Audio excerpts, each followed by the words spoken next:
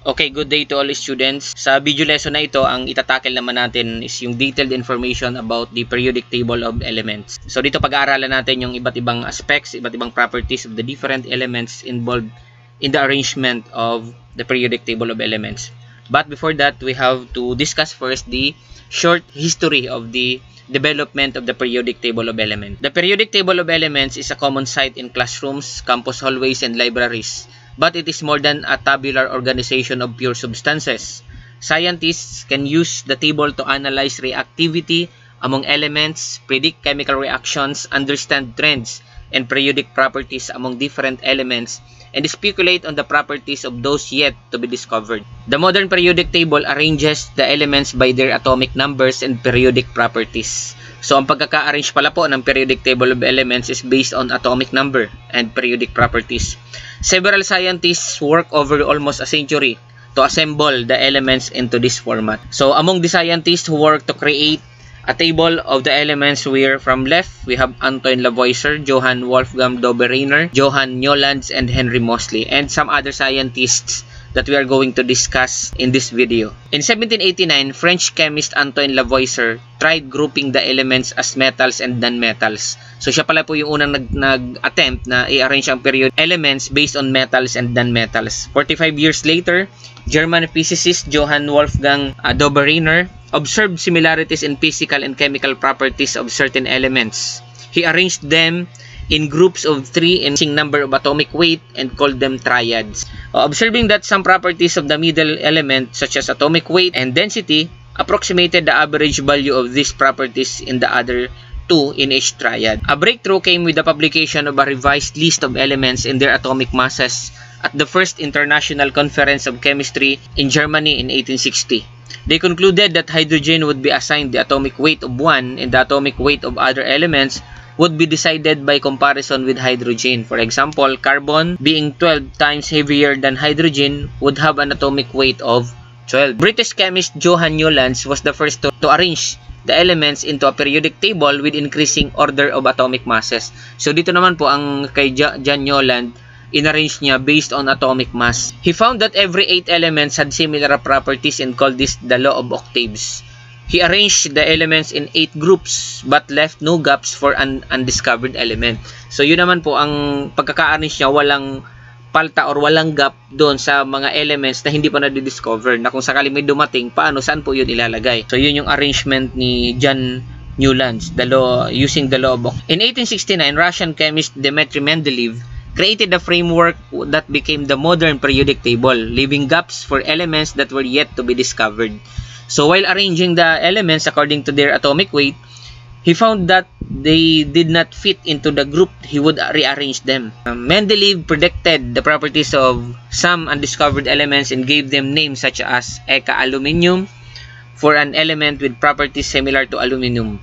Later, Eka-aluminum was discovered as gallium. Some discrepancies remained. The position of certain elements such as iodine and tellurium could not be explained. German chemist Lothar Meyer produced a version of the periodic table similar to Mendeleev's in 1870. He left gaps for undiscovered elements but never predicted their properties. So the Royal Society of London awarded the Davy Medal in 1882 to both Mendeleev and Meyer.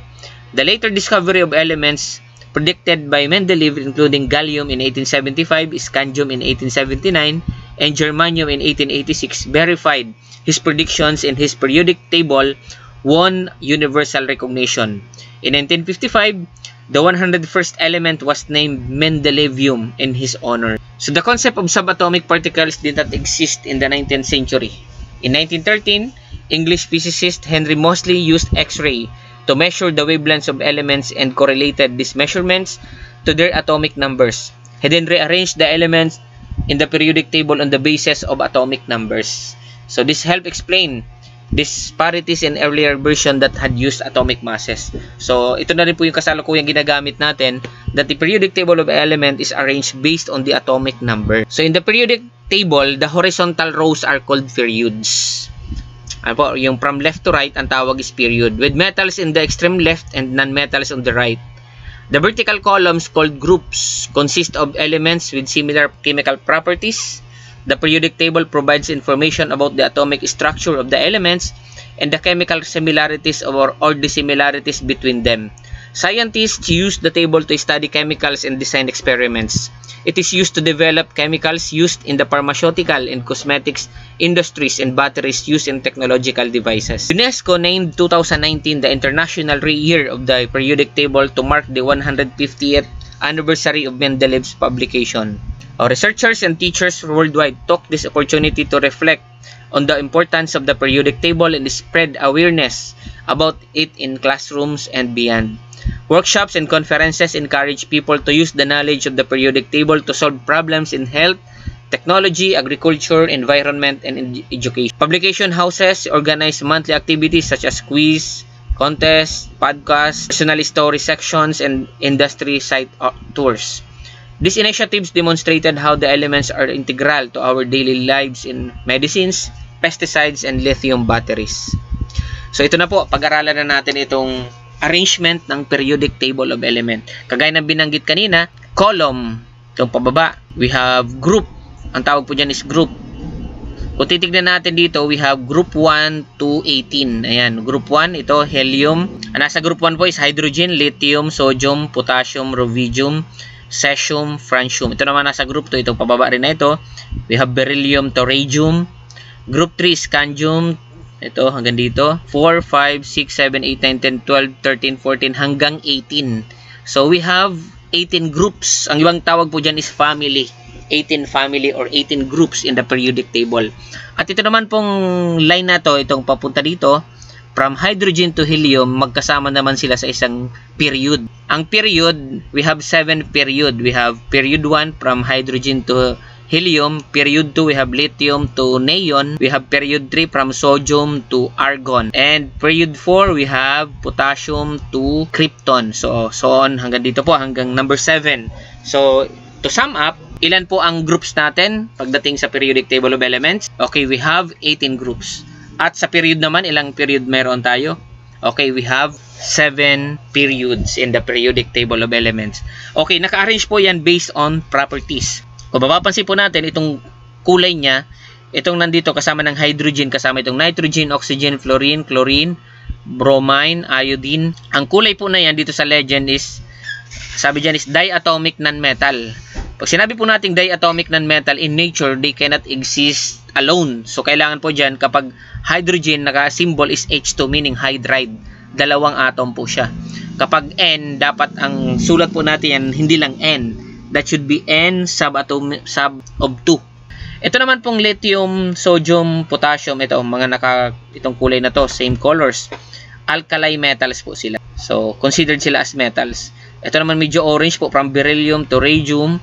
We have alkaline earth metals. Itong mga blue is, ito is the transition metals. Ito, ang tawag naman po is lanthanide. So, yung mga light blue po, ito is scandium, titanium, vanadium, chromium, manganese, iron, cobalt, nickel, copper, zinc.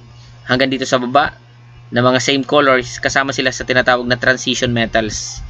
Yun, ito naman pong, ito nandito, na medyo lighter blue, noble gas. Noble gas. Kapag tinawag po siya na noble gas, ang ibang tawag dyan is inert gas. Itong nasa group 18, they are considered as stable or unreact. So, tinatawag na sila na stable. So, advanced information na po.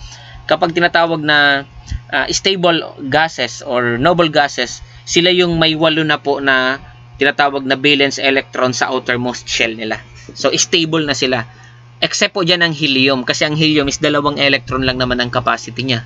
So, hindi siya kasama dun sa, although kasama na siya dun sa noble gas, kasi nga, yun lang ang maximum niya na talaga na pwede sa outermost shell niya. Is only 2 electron. Itong neon, argon, krypton, xenon, radon, sila yung 8 ang valence electron, or yung pag sinabing valence electron po sa ano natin is ito yung pinakalabas na shell ng atom na kung saan nandun yung mga electrons na yun na tinatawag naman na valence electron.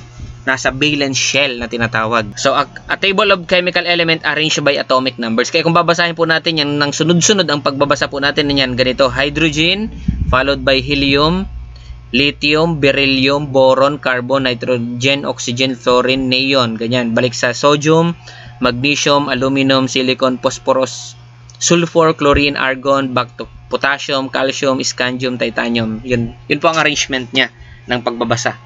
So, kung mapapansin po natin dito kanina, we have group 1 2, 3, 4, 5 hanggang 18. Pero dito nagkaroon na tayo ng group A at group B. So, itong nasa group B po, itong mga transition metals na tinutukoy natin kanina. So, mayroon na 1A, 2A.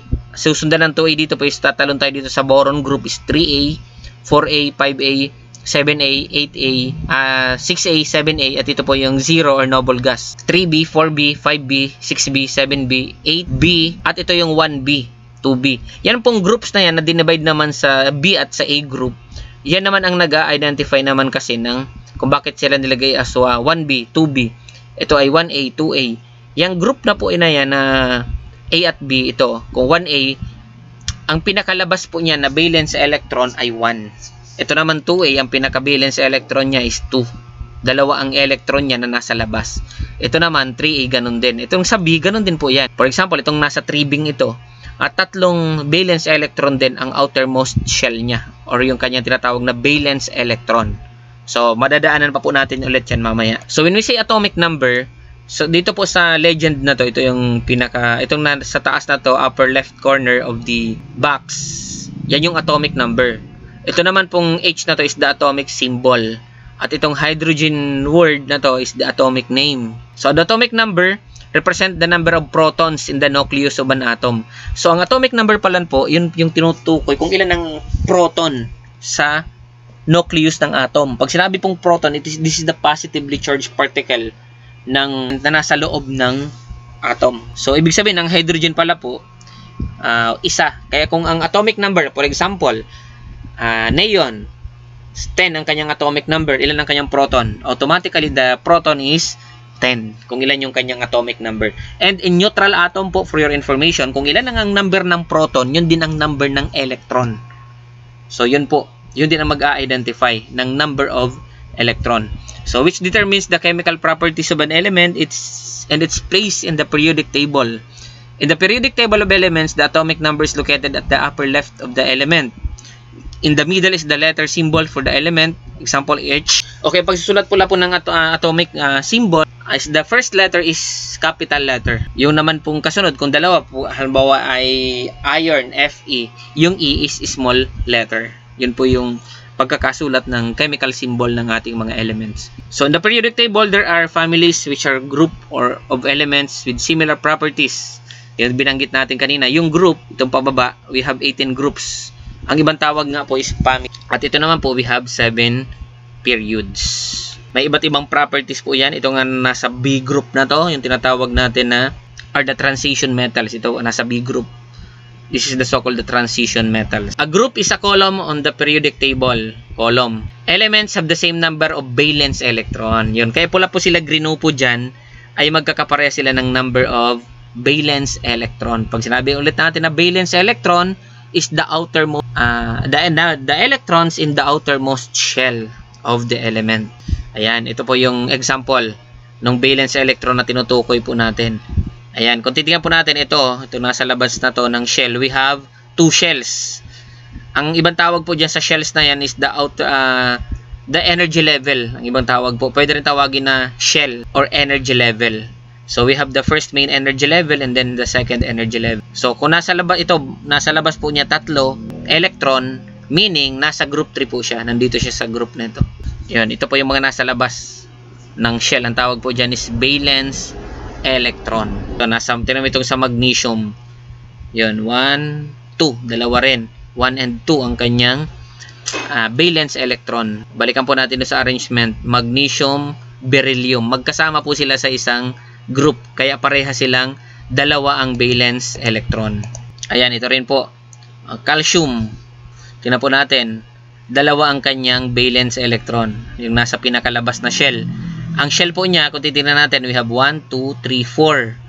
4 shells. At yung nasa labas na shell, ang tawag niyan is valence shell.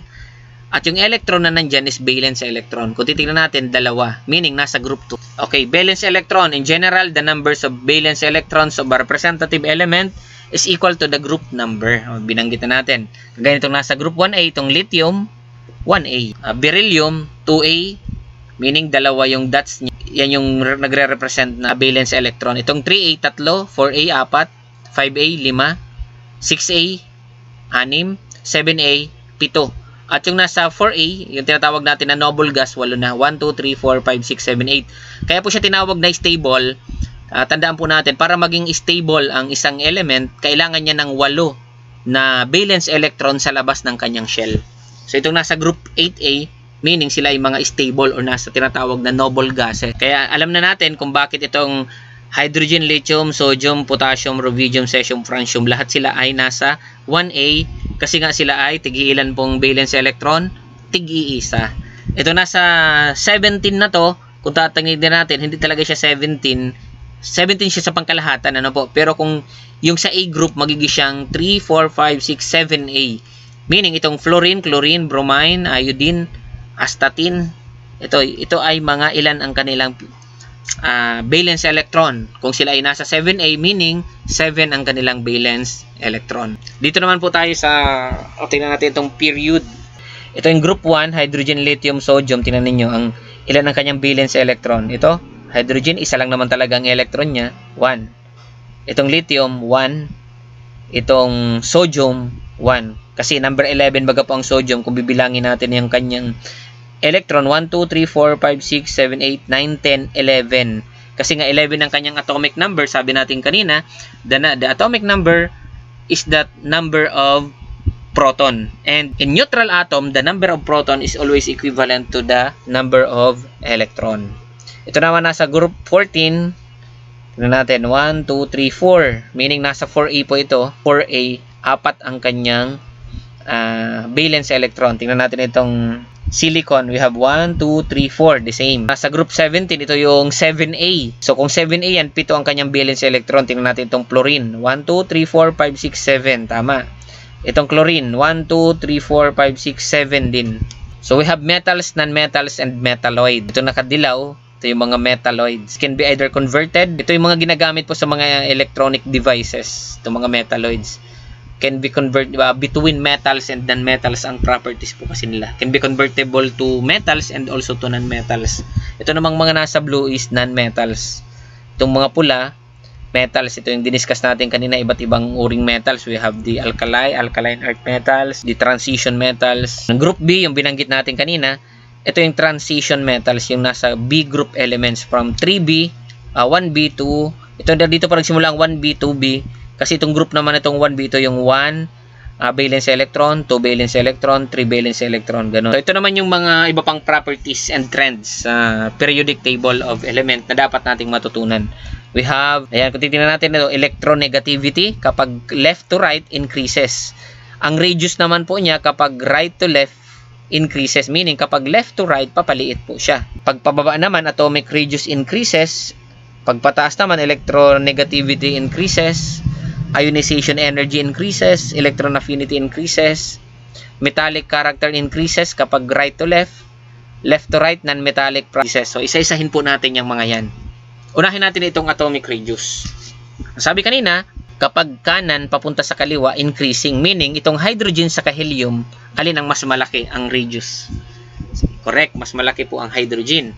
Dito naman sa lithium, sa period 2, lithium, beryllium, boron, carbon, nitrogen, oxygen, fluorine, alin ang mas malaki ang radius sa dalawa, oxygen or boron? Correct, mas malaki po ang sa boron. Pero kung titignan po natin, ano ba yung radius na yan? Ang atomic radius po, ito yung nag-identify ng number of shell. Yung laki. Meaning, mas marami ang shell, mas marami yung energy level, mas malaki ang radius. Kaya itong pababa, natural, kitang-kita na natin itong group 1, tingnan po ninyo. Itong hydrogen nasa period 1, meaning isa lang ang shell. Yung nasa period 2, dalawa ang shell, dalawa ang orbit. Ang period 3 naman, 3 ang orbit. Kung titignan natin from up, going down, papalaki siya. So, increasing radius. Kaya lang, ito ang nakakapagtaka. Group 1, saka group 18 na to, hydrogen and helium, pareha silang nasa period 1. Ilan ang kanilang orbit or tinatawag natin na shell? Pareha silang 1. Pero bakit mas malaki ang hydrogen kumpara sa helium? So, ang paliwanag po dyan is the attraction. Kasi dito sa helium, dalawa yung nag-a-attract. Halimbawa, dito, dalawang proton, dalawang electron sa labas, dalawang naghihilahan na force. Meaning, the tendency of these two electrons is going towards the nucleus. Unlike with only one electron and one proton attracting with each other, mas mahina yung attractive force. So, mas malayo yung distance nitong proton and electron ng hydrogen kumpara sa protons, dalawang protons ng helium sa kanang dalawang electron niya. Mas malakas yung attractive force kasi nga dalawa na. So, multiply by 2, meaning talagang liliit ang radius nitong helium. Kaya, kung titingnan natin dito sa legend, mula sa kanan, mula dito sa helium, papunta sa hydrogen, papalaki ang radius. Kaya, kung titingnan din natin itong period 3, we have the sodium, we have the silicon. Ito yung kunin natin yung mga sample, we have the chlorine, and then argon. Kung titingnan natin, si sodium, may isa lang na valence electron. So, medyo mahina yung attractive force. Ano po? Ito namang sa silicon, 2, 3, 4. Yung nasa pinakalabas. Si chlorine, ilan na po yun? 2, 4, 6, 7. Si argon, 8. Meaning, kung titingnan natin, ang pinakamalakas ang attractive force going towards, going inward, papasok sa nucleus, ang malakas itong nandito sa group 18. Ito, papahina. Kaya, mas malaki talaga ang radius nitong nasa group 1. With the same period, ang pinag-uusapan po natin kung sila ay nasa the same period. Kasi ulitin po natin, yung period is the number of orbit or the number of shell, the number of main energy level na mayroon ng isang element.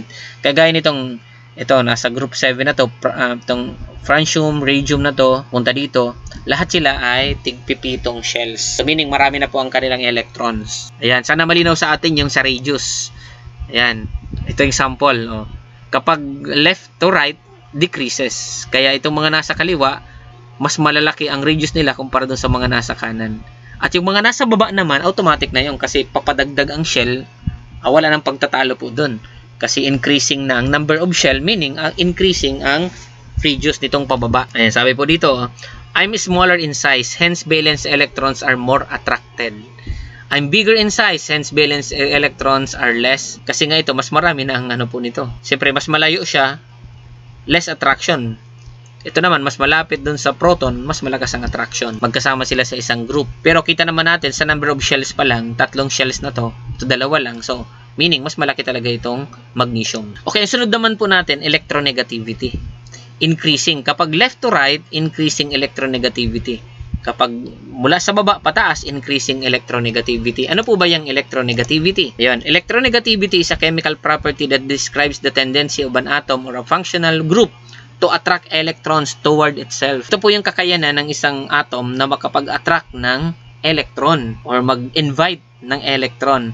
Bakit kaya ito from left to right increasing? Meaning yung mga nandito pala, ang tendency nila ay hindi makapag-attract. Ano po? So, ito yung paliwanag po dyan. Itong 7A, sabi natin kanina, para maging stable po ang isang element, isang atom, dapat 8 ang kanyang outermost electron. So, itong fluorine, saka chlorine, 7. Kung titignan natin, 7, meaning kulang na lang ng isa. Kung pagsasamahin po natin ito si fluorine, saka si lithium, sabi natin ito si sodium saka si chlorine. Si chlorine nangangailangan na lang ng isa para maging stable.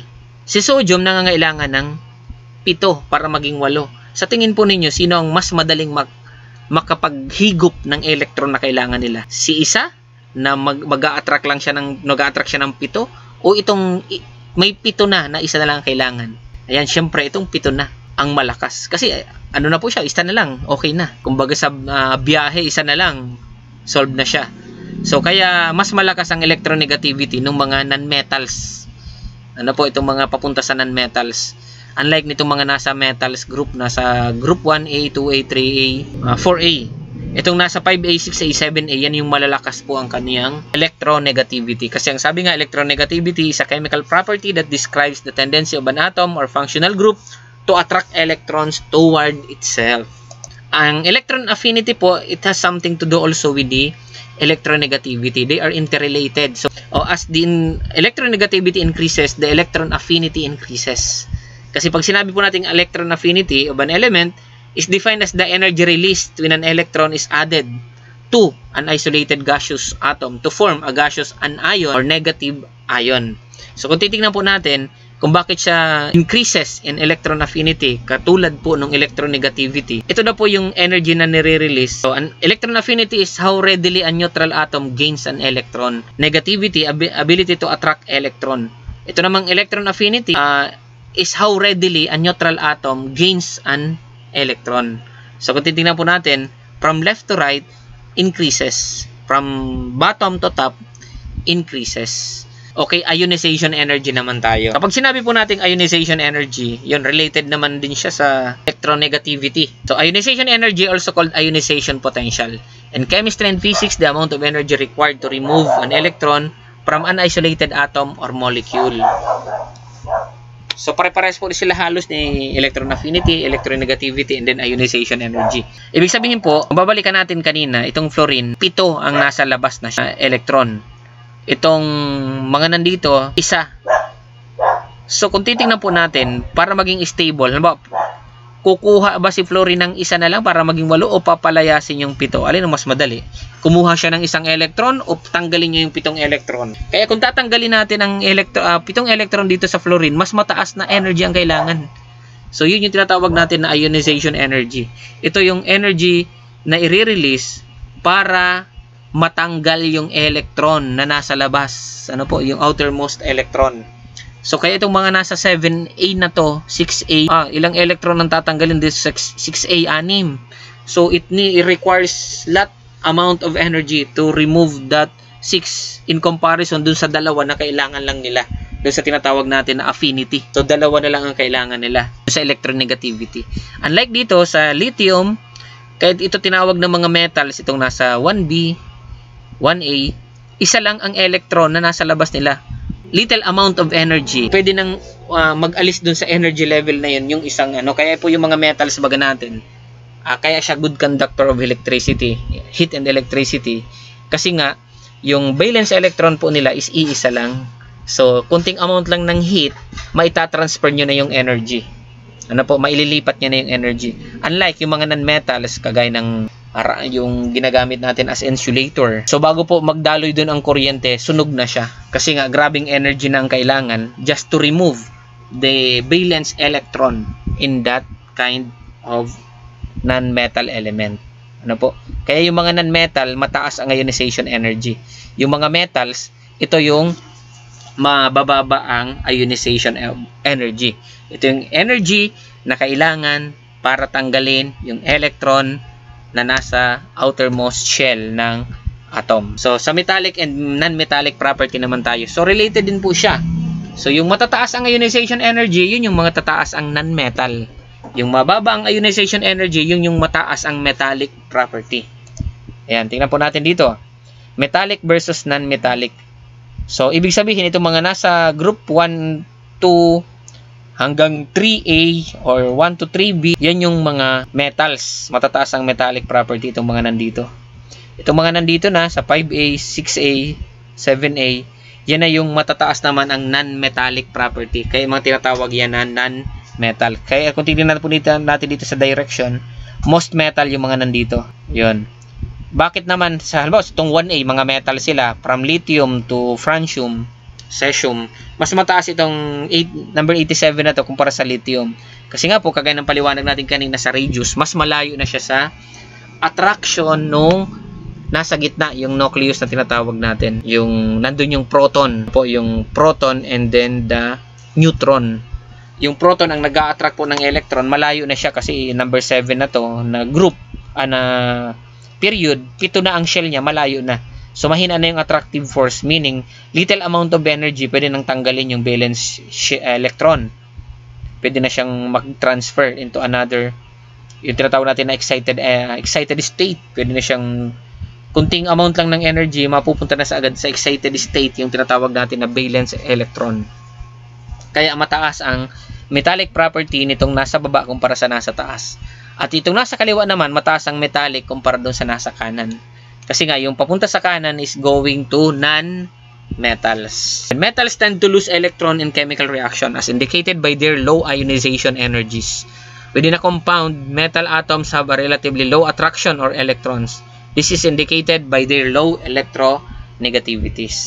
So, kung papansin natin, yung lahat ng trends sa mga properties interrelated, ganun kagaling ang nag-arrange po nitong yung mga scientists na nag-arrange po nitong periodic table of elements, na scientists na nag-contribute sa arrangement nitong ating periodic table of elements kung saan ginagamit natin ngayon in the different areas of our industry like in medicine, pharmaceutical, cosmetics. So, kahit nga sa paggagawa ng toothpaste, ng shampoo, Sa electricals, kung bakit may metals tayo, bakit may insulator, may conductor, it's because of the properties of the different kinds of element.